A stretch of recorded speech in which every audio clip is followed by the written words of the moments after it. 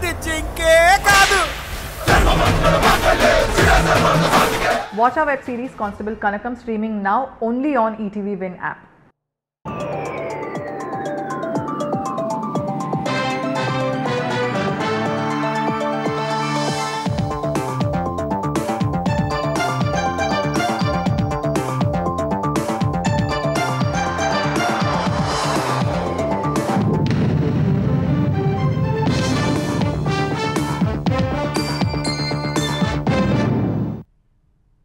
నమస్కారం ETV news కు స్వాగతం. ముఖ్యాంశాలు. ఉత్తర తెలంగాణ జిల్లాను వణికిస్తున్న వరద. రాత్రి కురిసిన వర్షానికి చెరువులను తలపిస్తున్న పొలాలు, బోరుమంటున్న రైతులు.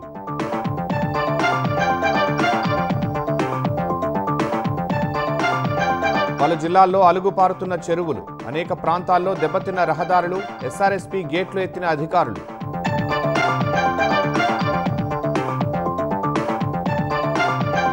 ఉత్తరాంధ్ర జిల్లాలను వణికిస్తున్న జోరు వానలు. జలమయమైన రోడ్లు, లోతట్టు ప్రాంతాలు. జలదిగ్బంధంలో లంక గ్రామాలు.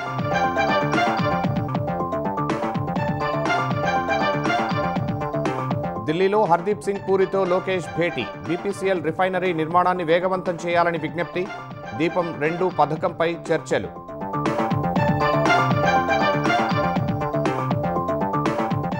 బీసీ రిజర్వేషన్లకు బీజేపీ, బీఆర్ఎస్ మద్దతు ఇవ్వలేదన్న రేవంత్.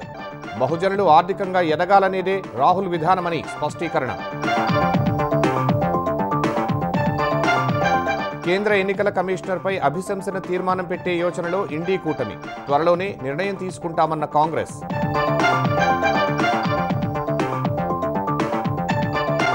ఉపరాష్ట్రపతి అభ్యర్థి రాధాకృష్ణన్కు మద్దతు కూడగట్టే యత్నాల్లో ఎన్డీఏ. ప్రతిపక్ష నేతలతో సంప్రదింపులు జరుపుతున్న రాజ్నాథ్.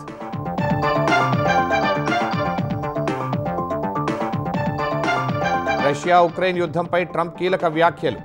జెలెన్స్కీ తలుచుకుంటే వెంటనే ఆగుతుందని వెల్లడి. ఈ రాత్రి ఇరువురి చర్చలు.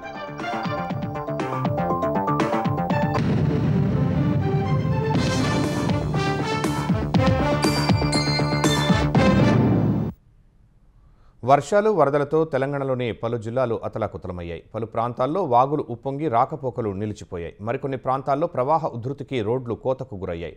లోతట్టు ప్రాంతాలు జలమయం అయ్యాయి. చాలా చోట్ల పంటలు నీట మునిగాయి. ఉమ్మడి మెదక్ జిల్లాను ఎడతెరిపిలేని వర్షాలు అతలాకుతలం చేశాయి. సిద్దిపేట జిల్లా గౌరారంలో అత్యధికంగా 23.5 సెంటీమీటర్ల వర్షం కురిసింది.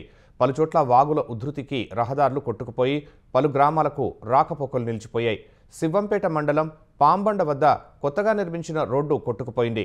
హల్దీ ప్రాజెక్టు ఉధృతితో కొప్పులపల్లి, హక్కింపేట మధ్య రాకపోకలు ఆగిపోయాయి. నర్సాపూర్ మండలం కాజీపేట గ్రామంలో మోతుకుల కుంటకు భారీ వరద చేరుతూ ఉండగా అధికారులు గండి కొట్టి నీటిని దిగువకు వదులుతున్నారు.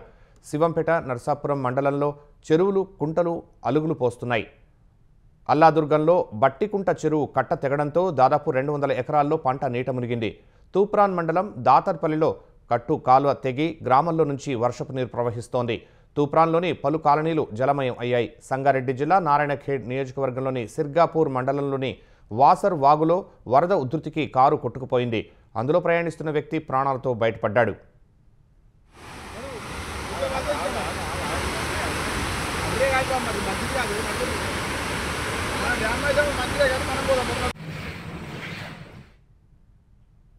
మేడ్చల్, మల్కాజ్గిరి జిల్లా పరిధిలో వాగులు, వంకలు పొంగిపొర్లుతున్నాయి. మేడ్చల్ నుంచి గౌడ వెళ్లే రోడ్డుపై వాగు ఉధృతికి రాకపోకలు నిలిచిపోయాయి. మూడుచింతలపల్లి మండలం ఉద్దెమర్రి వద్ద వాగు ఉధృతంగా ప్రవహిస్తోంది. అటువైపు వెళ్లకుండా బ్యారికేడ్లు ఏర్పాటు చేశారు. లక్ష్మాపూర్ అలుగుపారి ఉధృతంగా ప్రవహిస్తోంది. పోలీసులు వాగుల వద్దకు వెళ్లవద్దని హెచ్చరించారు. దుండిగల్ మున్సిపాలిటీ పరిధిలోని దుండిగల్ తండా కాజిపల్లి రహదారి చెరువుల్ని తలపిస్తోంది. వరద రహదారిపైనే నిలవడంతో రాకపోకలకు అంతరాయం ఏర్పడింది.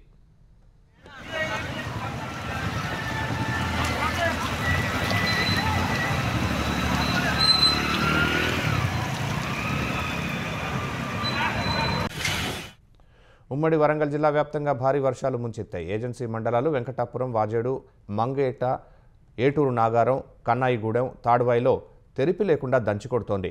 రోడ్లపై వరద పెద్ద ఎత్తున ప్రవహిస్తోంది. మంగపేటలో 19 సెంటీమీటర్ల వర్షపాతం నమోదైంది. కాలనీలు, ఇళ్లలోకి వరద చేరింది. గంపోనిగూడెం పంట పొలాలు నీట మునిగాయి. జయశంకర్ భూపాలపల్లి జిల్లాలో వర్షం కారణంగా బొగ్గు ఉత్పత్తికి అంతరాయం ఏర్పడింది.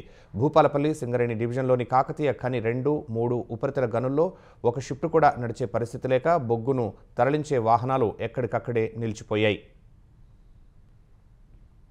నారాయణపేట జిల్లాలో కురుస్తున్న వర్షాలకు వాగులు ఉధృతంగా ప్రవహిస్తున్నాయి. కొండారెడ్డిపల్లి చెరువు మత్తడి పోస్తోంది. జిల్లా కేంద్రంలోని వాగు ఉధృతికి ఊట్కూరు మండలంలోని అమీన్పూర్, పగిడిమారి గ్రామాల ప్రజల రాకపోకలు నిలిచిపోయాయి.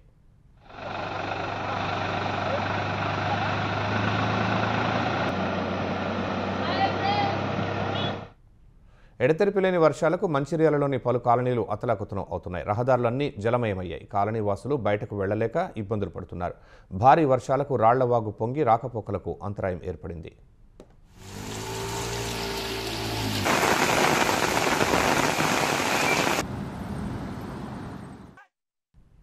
జగిత్యాల జిల్లా టీఆర్ నగర్కు చెందిన 3 మహిళలు మహారాష్ట్రలోని ఉద్గిర్ వద్ద గల్లంతయ్యారు. మహారాష్ట్రలోని ఓ బాబా వద్దకు వెళ్లి తిరిగి కారులో వస్తుండగా వరదలో గల్లంతయ్యారు. హసీనా, సమీనా, అఫ్రీన్ అనే 3 మహిళలు సహా కారు డ్రైవర్ వరదలో కొట్టుకుపోయినట్లు వారి కుటుంబ సభ్యులకు సమాచారం అందింది. 4 గల్లంతు కావడంతో కుటుంబ సభ్యులు కన్నీరు మున్నీరుగా విలపిస్తున్నారు. బంగాళాఖాతంలో అల్పపీడన ప్రభావంతో ఆంధ్రప్రదేశ్లోని పలు జిల్లాల్లో జోరుగా వర్షాలు కురుస్తున్నాయి. అల్లూరు జిల్లా పాడేరులో అత్యధికంగా 16.1 సెంటీమీటర్ల వర్షపాతం నమోదవగా అనకాపల్లి జిల్లా చీడికాడ మండలంలో 15.5 సెంటీమీటర్లు వర్షపాతం నమోదైంది. ఎడతెరిపి లేకుండా కురుస్తున్న వానలతో జనాలు ఇక్కట్లు పడుతున్నారు. రహదారులు చెరువులను తలపిస్తున్నాయి. పంట పొలాలు నీట మునిగి నష్టపోయాయని రైతులు ఆవేదన వ్యక్తం చేస్తున్నారు. శ్రీకాకుళం జిల్లా వ్యాప్తంగా వర్షాలు దంచి కొడుతున్నాయి. ఆముదాల వలస, సరుబుజ్జిలి, కొత్తూరు, లావేరు, కవిటి, కంచిలి మండలాల్లో రోడ్లు జలమయమయ్యాయి. నాగావళి, వంశధార నదులు నిలకడగా ప్రవహిస్తున్నాయి. అనకాపల్లి జిల్లా విజయరామరాజుపేట వద్ద తాచేరు వంతెనపై నుంచి వరద ఉధృతంగా ప్రవహిస్తోంది. వడ్డాది, చోడవరం మధ్య రాకపోకలు నిలిచిపోయాయి. నదీ పరివాహక ప్రాంతాల ప్రజలు అప్రమత్తంగా ఉండాలని, మత్స్యకారులు వేటకు వెళ్లవద్దని జిల్లా అధికారులు సూచించారు.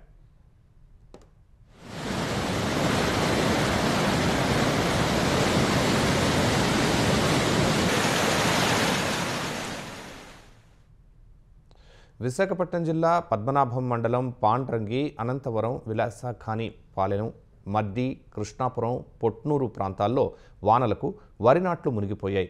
పొలాలపై నుంచి వర్షపు నీరు ప్రవహిస్తోంది. గంభీరం జలాశయంలో పూర్తి స్థాయిలో నీరు చేరి ప్రవాహం పెరిగింది.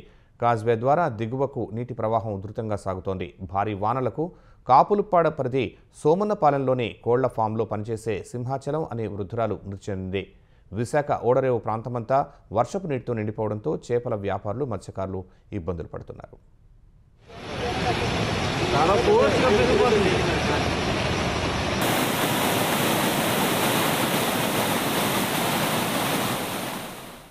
అల్లూరు జిల్లాలో ఎడతెరిపి లేని వర్షాలకు జనజీవనం స్తంభించింది. హుకుంపేట మండలం చిట్టెంపాడు, బర్మన్గూడలో పంటలు పూర్తిగా మునిగి కొట్టుకుపోయాయి. జీ మాడుగుల మండలం కుంబిడి సింగిలో వాగు ఉధృతికి రాకపోకలు నిలిచిపోయాయి. చింతపల్లి మండలం రాజుపాకల నిర్మల జాతీయ రహదారి వద్ద డైవర్ట్ కల్వర్టు కొట్టుకుపోయింది. పాడేరు మండలం బొక్కేళ్లు వద్ద రహదారిపై 2 అడుగుల మేర నీరు ప్రవహిస్తుండగా రాకపోకలకు అంతరాయం కలిగింది. ఏజెన్సీ ప్రాంతంలో చాలా గ్రామాలకు వెళ్లేందుకు అవకాశం లేనందున కలెక్టర్ పాఠశాలలకు సెలవు ప్రకటించారు.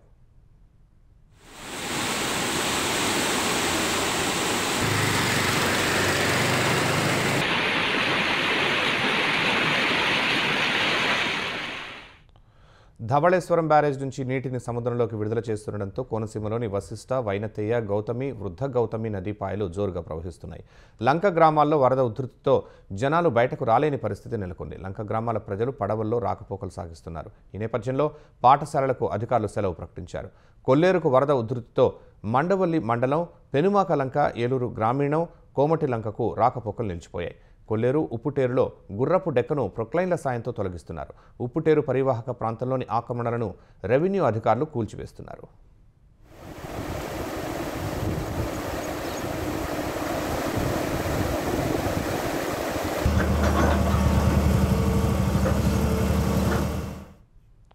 బాపట్ల జిల్లా రేపల్లె నియోజకవర్గంలోనూ వర్షాలు అల్లకల్లోలం చేస్తున్నాయి. నిజాంపట్నం హార్బర్ వద్ద 3వ నంబర్ ప్రమాద సూచిక జారీ చేశారు. మత్స్యకారులు ఎవరూ వేటకు వెళ్లరాదని సూచించగా బోట్లన్నీ జెట్టీకే పరిమితం అయ్యాయి. రేపల్లె నిజాంపట్నం ప్రధాన రహదారిలో పలుచోట్ల వరద నిలిచిపోయింది. రేపల్లె మండలంలో కృష్ణానది పరివాహక ప్రాంత ప్రజలను అధికారులు అప్రమత్తం చేశారు. ఎగువన కురిసిన భారీ వర్షాలకు నిజామాబాద్ జిల్లా శ్రీరామ్ సాగర్ ప్రాజెక్టుకు వరద పోటెత్తుతోంది. ప్రస్తుతం ఈ ప్రాజెక్టుకు 1,50,000 క్యూసెక్కులకు పైనే వరద చేరుతోంది. ఈ ప్రాజెక్టు గరిష్ట నీటి మట్టం 1091 అడుగులు కాగా ప్రస్తుతం 1089 అడుగులకు చేరింది. శ్రీరామ్ సాగర్ గరిష్ట నీటి నిల్వ సామర్థ్యం 805 టీఎంసీలు కాగా ప్రస్తుతం 77 టీఎంసీలకు పైగా నీరు చేరింది. ఎగువ నుంచి వరద పెరిగే అవకాశం ఉందనే అంచనాలతో అధికారులు శ్రీరామ్ సాగర్ 24 గేట్లు ఎత్తి 75,000 క్యూసెక్కుల నీటిని దిగువకు విడుదల చేస్తున్నారు. ఈ మేరకు ప్రాజెక్టు ఎస్ఈ శ్రీనివాస్ గుప్తా పూజలు చేసి 8 గేట్లు బటన్ నొక్కి నీటిని విడుదల చేశారు. శ్రీరామ్ సాగర్ ఎగువన ఉండే నిజాం సాగర్ ప్రాజెక్టుకు భారీ వరద కొనసాగుతోంది. ఈ ప్రాజెక్టులోకి 69,650 క్యూసెక్కుల వరద వచ్చి చేరుతోంది. ప్రాజెక్టు పూర్తిస్థాయి నీటి మట్టం 1,405 అడుగులు కాగా ప్రస్తుత 1,403 అడుగులకు చేరింది. పూర్తి నీటి నిల్వ సామర్థ్యం 17.8 టీఎంసీలు కాగా ప్రస్తుతం 15.4 టీఎంసీలకు చేరింది. ఈ ప్రాజెక్టు గేట్లనెత్తి 58.500 క్యూసెక్ల నీటిని దిగువకు విడుదల చేస్తున్నారు. పెద్దపల్లి జిల్లాలోని శ్రీపాద ఎల్లంపల్లి ప్రాజెక్టుకు వరద పెరిగింది. ప్రస్తుతం 12 గేట్లు ఎత్తి దాదాపు 75,000 క్యూసెక్ల నీటిని దిగువకు విడుదల చేస్తున్నారు. దాదాపు 67,000 క్యూసెక్ల వరద వస్తోంది. ఈ ప్రాజెక్టు పూర్తి నీటి నిల్వ సామర్థ్యం 20.17 టీఎంసీలు కాగా ప్రస్తుతం 19.06 టీఎంసీలకు చేరింది. ఎడతెరిపి లేకుండా కురుస్తున్న వర్షాలకు జూరాల, సుంకేసుల ప్రాజెక్టుల నుంచి శ్రీశైలం ప్రాజెక్టుకు క్రమంగా వరద పెరుగుతోంది. శ్రీశైలం ప్రాజెక్టు ఇన్ఫ్లో 2,30,876 క్యూసెక్లు వస్తుండగా అంతే స్థాయిలో నీటిని దిగువకు విడుదల చేస్తున్నారు. శ్రీశైలం ప్రాజెక్టు పూర్తిస్థాయి నీటి మట్టం 885 అడుగులు కాగా ప్రస్తుత నీటి మట్టం 881.80 అడుగులు ఉంది. ఎడమగట్టు, కుడిగట్టు విద్యుత్ కేంద్రం నుంచి విద్యుత్ ఉత్పత్తి చేస్తున్నారు. నాగార్జున సాగర్ ప్రాజెక్టుకు వరద ప్రవాహం కొనసాగుతుండగా 26 గేట్లు 5 అడుగులు ఎత్తి నీటిని విడుదల చేస్తున్నారు. ప్రస్తుతం 2.5 లక్షల క్యూసెక్కులకు పైనే వరద వస్తుండగా 2,44,000 క్యూసెక్కులు వదులుతున్నారు. ఈ ప్రాజెక్టు పూర్తి నీటి నిల్వ 312.04 టీఎంసీలు ఉండగా ప్రస్తుత నీటి నిల్వ 302.91 టీఎంసీలు ఉంది. ప్రకాశం బ్యారేజీకి క్రమంగా వరద పెరుగుతోంది. బ్యారేజీ 35 గేట్లు 8 అడుగులు, 34 గేట్లు 7 అడుగులు ఎత్తి నీటిని దిగువకు విడుదల చేస్తున్నారు. బ్యారేజీకి 2.78 లక్షల క్యూసెక్కుల వరద వస్తూ ఉండగా 2.81 లక్షల క్యూసెక్కులు నీటిని దిగువకు విడుదల చేస్తున్నారు.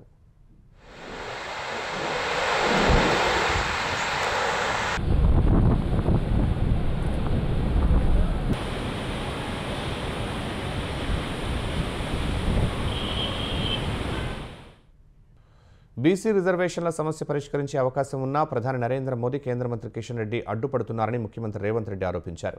బీసీ రిజర్వేషన్లలో ముస్లింలను కలిపారనే తొండి వాదన తెచ్చారని మండిపడ్డారు. బీసీ రిజర్వేషన్లకు బీఆర్ఎస్, బీజేపీ మద్దతు ఇవ్వలేదని సర్దార్ సర్వాయి పాపన్న గౌడ్ జయంతి కార్యక్రమంలో సీఎం దుయ్యబట్టారు. బహుజన రాజ్యాధికార వీరుడు సర్దార్ సర్వాయి పాపన్నగౌడ్ జయంతి సందర్భంగా హైదరాబాద్ ట్యాంక్ బండ్ సమీపంలోని బుద్ధ పూర్ణిమ ప్రాజెక్టు ఆఫీసు ఎదురుగా ఆయన విగ్రహం ఏర్పాటుకు సీఎం రేవంత్ రెడ్డి శంకుస్థాపన చేశారు. ఈ కార్యక్రమంలో మంత్రులు, ఇతర ప్రజాప్రతినిధులు పాల్గొన్నారు. అనంతరం రవీంద్ర భారతిలో సర్వాయి పాపన్నగౌడ్ జయంతి కార్యక్రమానికి సీఎం హాజరయ్యారు. సర్వాయి పాపన్న చిత్రపటానికి సీఎం, మంత్రులు పుష్పాంజలి ఘటించారు. తర్వాత మాట్లాడిన ఉప ముఖ్యమంత్రి భట్టి విక్రమార్క, పాపన్నగౌడ్ విగ్రహం తెలంగాణ సమాజానికి ఆదర్శంగా నిలబడాలన్నారు. కాంగ్రెస్ ప్రభుత్వం తెలంగాణలో విప్లవాత్మక మార్పులు తీసుకువస్తోందని తెలిపారు. తెలంగాణ సంస్కరణలే భారత్కు దిశాదశ నిర్దేశించే స్థాయిలో ఉన్నాయన్నారు. తర్వాత మాట్లాడిన సీఎం రేవంత్ రెడ్డి, దేశ చరిత్రలో ఎక్కడా లేని విధంగా కులగణన సర్వే చేపట్టామని తెలిపారు. రాష్ట్రంలో బీసీ రిజర్వేషన్లు దేశంలోనూ అమలుకు దారితీశాయన్నారు. కులగణన సర్వేలో తప్పులుంటే చూపాలని రాజకీయ పార్టీలకు సవాల్ విసిరామని సీఎం వివరించారు. ఈ దేశంలో ఉండే అన్ని రాజకీయ పక్షాలు సూటిగా శాసనసభ వేదికగా మేము సవాలు విసిరినాం. మేం కట్టిన లెక్కలో ఒక్కటైనా తప్పుంటే చూపించండి, మేము ఖచ్చితంగా చేసిన తప్పుకు క్షమాపణ చెబుతాము. కానీ మేము చేసింది 100% కరెక్టు. మీ రాజకీయ ప్రయోజనానికి ఈ కులగణనను తప్పు పట్టకండి. ఒకవేళ మేము చేసిన కులగణనను తప్పు పడితే, మా లెక్కలను మీరు వక్రీకరిస్తే మళ్లీ రాబోయే 100 సంవత్సరాల వరకు ఈ బహుజనులకు న్యాయం జరగదు. బీసీ రిజర్వేషన్ల బిల్లును కేంద్రం 5 నెలలుగా పెండింగ్ పెట్టిందని రేవంత్ రెడ్డి ధ్వజమెత్తారు. బీసీ రిజర్వేషన్లకు బీజేపీ, బీఆర్ఎస్ మద్దతు ఇవ్వలేదని ఆరోపించారు. ఇక వీళ్ళు వినడం లేదు, వీళ్ళతోని కొట్లాడాల్సిందే అని ఢిల్లీ జంతర్ మంతర్ దగ్గర పెద్ద ఎత్తున ధర్నా చేసిన దేశంలో వివిధ రాష్ట్రాలకు సంబంధించిన 100 మంది పార్లమెంట్ సభ్యులు మేము అండగా నిలబడతాం, న్యాయమైన కోరిక సాధించడానికి మేము సహకరిస్తామని వాళ్ళందరూ కూడా అక్కడికి వచ్చి మనకు మద్దతు పలకడం జరిగింది. అయినా బీఆర్ఎస్ వాళ్ళు అక్కడికి రాలేదు, బీజేపీ వాళ్ళు అక్కడికి రాలేదు. సమస్యను పరిష్కరించే శక్తి వాళ్ళ దగ్గరనే ఉంది. ఈ రోజు అడ్డుపడుతున్నది కిషన్ రెడ్డి గారు, మోడీ గారు కాదా? కిషన్ రెడ్డి, మోడీ గారు రాష్ట్రపతి గారికి చెప్పాలి. అడ్డం పడే మీరు తొండి వాదన, మొండి వాదన చేస్తారు. బీసీ రిజర్వేషన్లలో ముస్లింలను కలిపినరని మేము పంపించిన బిల్లుల్లో కానీ, మేము పంపించిన ఆర్డినెన్స్లో కానీ ఎక్కడైనా మత ప్రాతిపదికన 1% 0.1% రిజర్వేషన్ అయినా ఉందా? మీరు చూపించండి అని చెప్పి బీజేపీ, బీఆర్ఎస్ నాయకులను నేను అడుగుతున్నా. విద్యా ఉద్యోగాల్లో బహుజనులు ఆర్థికంగా ఎదగాలనేది రాహుల్ గాంధీ విధానమని, ఆ విధానాన్ని అమలు చేయడమే తన బాధ్యత అని రేవంత్ రెడ్డి స్పష్టం చేశారు. ఆ క్రమంలో సమస్యలు వస్తే పోరాటంలో ప్రజలు అండగా నిలవాలని కోరారు. ఆంధ్రప్రదేశ్లోని పెండింగ్ ప్రాజెక్టులపై చర్చించేందుకు ఢిల్లీలో పర్యటిస్తున్న మంత్రి లోకేష్ విదేశీ వ్యవహారాల శాఖ మంత్రి జయశంకర్తో సమావేశమయ్యారు. యువతకు సాఫ్ట్ స్కిల్స్లో శిక్షణ ఇచ్చేందుకు విశాఖలో AI center of excellence data city ఏర్పాటుకు సహకరించాలని లోకేష్ కోరారు. ప్రవాస భారతీయ బీమా యోజన వంటి పథకాలను విస్తరించాలన్న ఆయన సంబంధిత ఫిర్యాదుల పరిష్కారం కోసం ఏపీలో ప్రత్యేక విభాగాన్ని ఏర్పాటు చేయాలని విజ్ఞప్తి చేశారు. రష్యా, ఆస్ట్రేలియా వంటి దేశాలతో కలిసి జాయింట్ ట్రైనింగ్ అండ్ అసెస్మెంట్పై ట్విన్నింగ్ ఆఫ్ ఇన్స్టిట్యూషన్స్ ఏర్పాటుకు కృషి చేస్తున్నట్లు కేంద్ర మంత్రికి వివరించారు. పారిశ్రామిక సంస్థలు, ఉద్యోగార్థులను అనుసంధానించే పోర్టల్ని త్వరలో ప్రారంభించనున్నట్టు తెలిపారు. తర్వాత కేంద్ర మంత్రి జేపీ నడ్డాతోనూ సమావేశమైన లోకేష్ ఏపీలో యూరియా సమస్యని వెంటనే పరిష్కరించాలని విజ్ఞప్తి చేశారు.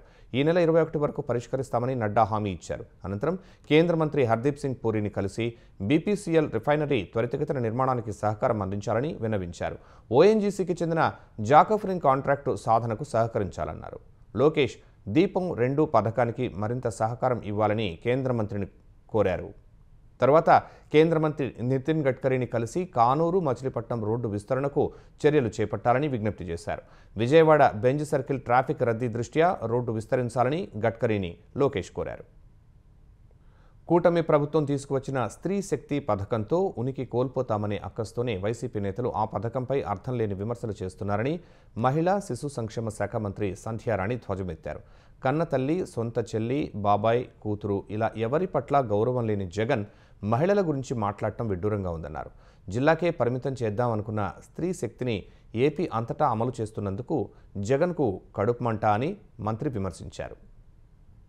ఎంత దారుణంగా మాట్లాడుతున్నారు అని అంటే, ఈ బస్సు ఎవరికి ఉపయోగం, ఎందుకు ఉపయోగం, మహిళలు మోసం చేశారని ఒక్కొక్క ఆవిడ మాట్లాడుతున్నారు. వైసీపీలో ఉన్న వాళ్ళు ఈనో టాబ్లెట్ వేసినా వాళ్ళకి కడుపు మంట చల్లారదు, అంత దారుణంగా మాట్లాడుతున్నారు. ఈ రోజు ఆస్తి కోసం తల్లి చెల్లి మీద కోర్టుకెళ్లిన ఒక ప్రబుద్ధుడు చిన్నాన్న కూతురైనటువంటి ఇంకొక చెల్లిని బయటికి గెంటేసిన వాడు ఈ రోజు మహిళల గురించి మాట్లాడుతున్నాడు. అసలు ఎంత అన్నిటికంటే భరతమాత మీద కనీసం గౌరవం లేని మహానుభావుడు. ఆగస్టు 15వ తేదీన జెండా వందనం కూడా చేయనటువంటి భారతీయ పౌరుడు కాని పౌరుడు అనాలా, ఏమనాలా నాకు అర్థం కావడం లేదు. ఒక భరతమాత అంటే నీకు గౌరవం లేదు, కన్న తల్లంటే గౌరవం లేదు, ఒక చిన్నాన్నంటే గౌరవం లేదు, తండ్రి చనిపోతే ఆ శవం పక్కన నిలబడి రాజకీయం చేసినటువంటి తండ్రి దగ్గర గౌరవం లేదు. ఏం బ్రతుకో నాకు అర్థం అవడం లేదు ఆ మనిషి బ్రతుకు.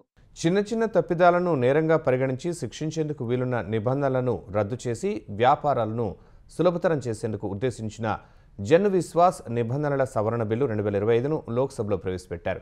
ఈ బిల్లు ద్వారా 350కి పైగా నిబంధనలను సవరించే అవకాశం ఉంది. జన్ విశ్వాస్ నిబంధనల సవరణ బిల్లును కేంద్ర వాణిజ్య పరిశ్రమల మంత్రి పీయూష్ గోయల్ లోక్సభలో ప్రవేశపెట్టారు. తర్వాత బిల్లును సెలెక్ట్ కమిటీకి పంపారు. బీహార్లో ఓటరు సమగ్ర జాబితా సవరణ అంశంపై విపక్షాలు ఆందోళన చేస్తుండగానే బిల్లును ప్రవేశపెట్టారు. దేశంలో వ్యాపార వాతావరణాన్ని మెరుగుపరచడానికి కేంద్రం చేస్తున్న ప్రయత్నాల్లో భాగంగానే బిల్లును తీసుకొచ్చినట్టు మంత్రి చెప్పారు. తదుపరి పార్లమెంటు సమావేశాల మొదటి రోజు నాటికి నివేదికను సభకు సమర్పించాలని సెలెక్ట్ కమిటీకి సూచించారు. ఎన్డీఏ ఉపరాష్ట్రపతి అభ్యర్థిగా మహారాష్ట్ర గవర్నర్ రాధాకృష్ణన్ పేరు ఖరారు చేసిన అధికార కూటమి ఆయన అభ్యర్థిత్వానికి మద్దతు కూడగట్టే ప్రయత్నాలు ముమ్మరం చేసింది. ఈ బాధ్యతను రక్షణ మంత్రి రాజ్నాథ్ సింగ్కు అప్పగించగా ఆయన ఎన్డీఏ పక్ష నేతలు, విపక్ష నేతలతో సంప్రదింపులు జరుపుతున్నట్టు సంబంధిత వర్గాలు తెలిపాయి. బీజేపీ పార్లమెంటరీ బోర్డు భేటీకి ముందు అన్ని పార్టీల నేతలతో రాజ్నాథ్ మాట్లాడినట్టు ఆ వర్గాలు వెల్లడించాయి. అభ్యర్థిని ప్రకటించాకే అభిప్రాయం చెబుతామని కాంగ్రెస్ సహా విపక్షాలు ఆ సమయంలో అన్నట్లు తెలుస్తూ ఉండగా ఈ నేపథ్యంలో అభ్యర్థిని ప్రకటించాక మరోసారి అన్ని పార్టీల నేతలను రాజ్నాథ్ సంప్రదిస్తున్నట్టు సంబంధిత వర్గాలు తెలిపాయి. ఆర్ఎస్ఎస్ భావాలున్న వ్యక్తికి మద్దతు లేదని ఇండీ కూటమి పార్టీలు చెప్పినట్లు తెలుస్తోంది. మరోవైపు విపక్షాలు కూడా తమ అభ్యర్థిని ఎంపిక చేసే పనిలో నిమగ్నం అయినట్లు తెలుస్తోంది. దక్షిణాది నుంచే ఇండీ కూటమి ఉపరాష్ట్రపతి అభ్యర్థిని ఎంపిక చేయవచ్చని ఓ కాంగ్రెస్ ఎంపీ అన్నారు. ఓట్ల చోరీపై కేంద్రంతో పాటు ఎన్నికల సంఘంపై పెద్ద ఎత్తున ఆరోపణలు చేస్తున్న ఇండి కూటమి మరో కీలక నిర్ణయం తీసుకున్నట్టు తెలుస్తోంది. కేంద్ర ఎన్నికల సంఘం ప్రధాన కమిషనర్ జ్ఞానేష్ కుమార్పై అభిశంసన తీర్మానం పెట్టాలని ఇండి కూటమి యోచిస్తున్నట్లు సంబంధిత వర్గాలు వెల్లడించాయి. దానికి సంబంధించి నోటీసును తీసుకువచ్చేందుకు సిద్ధమైనట్లు పేర్కొన్నాయి. పార్లమెంట్లో సీఈసీపై అభిశంసన తీర్మానం పెట్టే అంశాన్ని పరిశీలిస్తున్నామని, దీనిపై త్వరలోనే ఓ నిర్ణయం తీసుకుంటామని కాంగ్రెస్ వర్గాలు చెబుతున్నాయి. అయితే పార్లమెంట్లో ఈ తీర్మానం నెగ్గాలంటే ప్రతిపక్షాలకు 3/2 మెజార్టీ అవసరం ఉంది. కానీ ప్రస్తుతానికి ప్రతిపక్షాలకు సంఖ్యాబలం సరిపోదు. బీహార్లో చేపట్టిన ఓటరు జాబితా ప్రత్యేక సమగ్ర సవరణ ఎస్ఐఆర్పై ఇండి కూటమి చేస్తున్న ఆరోపణలను ఆదివారం సీఈసీ జ్ఞానేష్ కుమార్ తోసిపుచ్చారు. డబుల్ ఓటింగ్, ఓట్ చోరీ ఆరోపణలు పూర్తిగా నిరాధారమని స్పష్టం చేశారు. తప్పుడు ఆరోపణలు చేసినందుకు క్షమాపణ చెప్పాలని సీఈసీ డిమాండ్ చేశారు. బీహార్లో చేపట్టిన ఓటర్ జాబితా ప్రత్యేక సమగ్ర సవరణ ఎస్ఐఆర్ ప్రక్రియకు వ్యతిరేకంగా ప్రతిపక్షాలు ఆందోళనలు కొనసాగుతున్నాయి. పార్లమెంటు ఆవరణలో ఇవాళ ఇండి కూటమి సభ్యులు నిరసన చేపట్టారు. పార్లమెంటు కాంప్లెక్స్ వద్ద ప్లకార్డులు పట్టుకుని పలువురు ప్రతిపక్ష ఎంపీలు ఆందోళన చేశారు. కేంద్రం, ఎన్నికల సంఘానికి వ్యతిరేకంగా నినాదాలు చేశారు. ఓట్ల చోరీ ఆపండి అంటూ రాసి ఉన్న ఓ పెద్ద బ్యానర్ను ప్రదర్శిస్తూ నిరసన చేశారు. ఈ నిరసనలో రాజ్యసభ ప్రతిపక్ష నేత, కాంగ్రెస్ జాతీయ అధ్యక్షుడు మల్లికార్జున ఖర్గే, సమాజ్వాదీ పార్టీ అధినేత అఖిలేష్ యాదవ్తో పాటు టీఎంసీ, డీఎంకే, ఆర్జేడీకు చెందిన పలువురు ఎంపీలు పాల్గొన్నారు.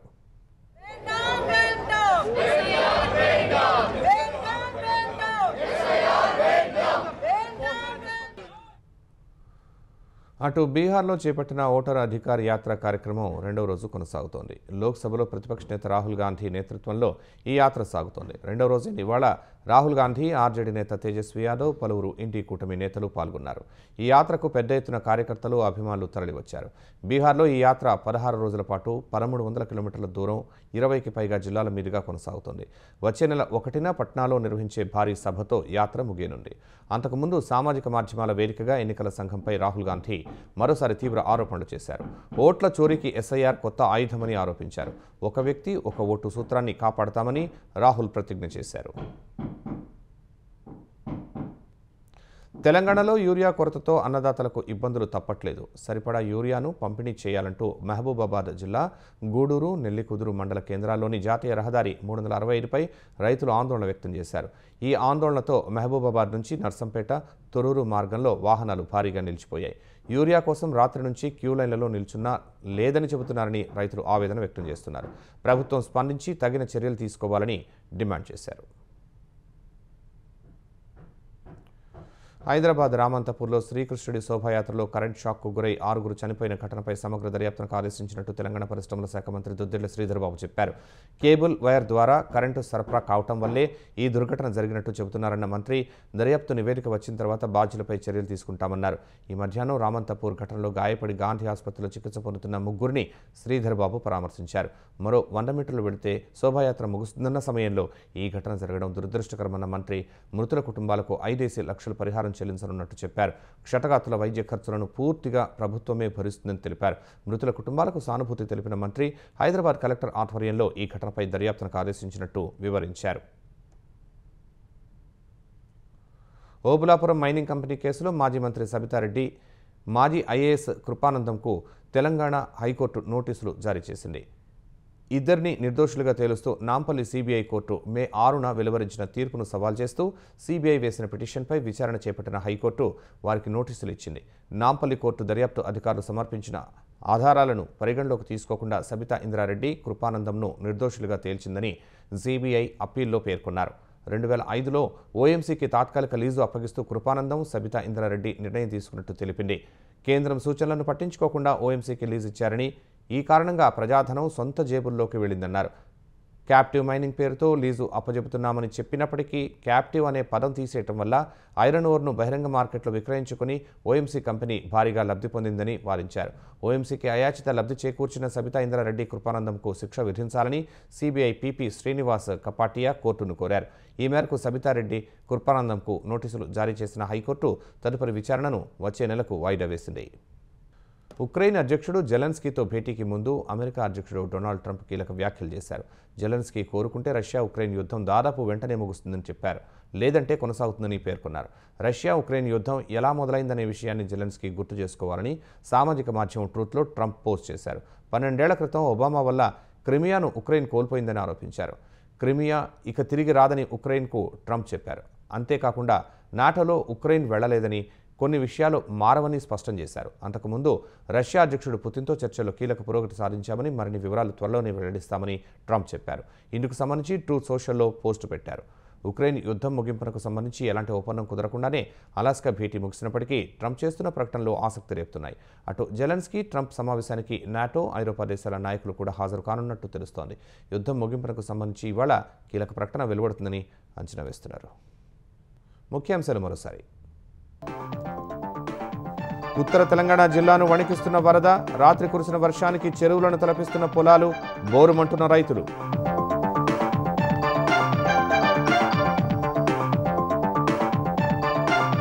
పలు జిల్లాల్లో అలుగుపారుతున్న చెరువులు, అనేక ప్రాంతాల్లో దెబ్బతిన్న రహదారులు, ఎస్ఆర్ఎస్పీ గేట్లు ఎత్తిన అధికారులు.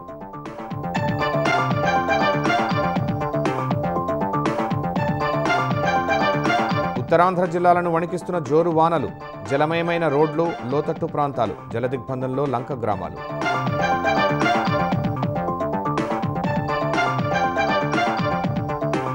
ఢిల్లీలో హర్దీప్ సింగ్ పూరితో లోకేష్ భేటీ, బీపీసీఎల్ రిఫైనరీ నిర్మాణాన్ని వేగవంతం చేయాలని విజ్ఞప్తి, దీపం 2 పథకంపై చర్చలు.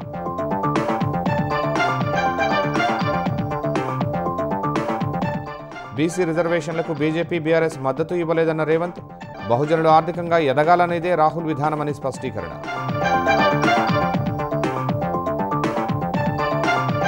కేంద్ర ఎన్నికల కమిషనర్పై అభిశంసన తీర్మానం పెట్టే యోచనలో ఇండీ కూటమి, త్వరలోనే నిర్ణయం తీసుకుంటామన్న కాంగ్రెస్.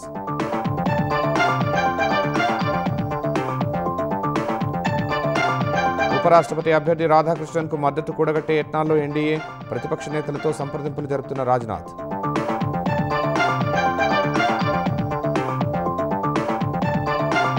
రష్యా ఉక్రెయిన్ యుద్ధంపై ట్రంప్ కీలక వ్యాఖ్యలు, జెలెన్స్కీ తలుచుకుంటే వెంటనే ఆగుతుందని వెల్లడి, ఈ రాత్రి ఇరువురి చర్చలు.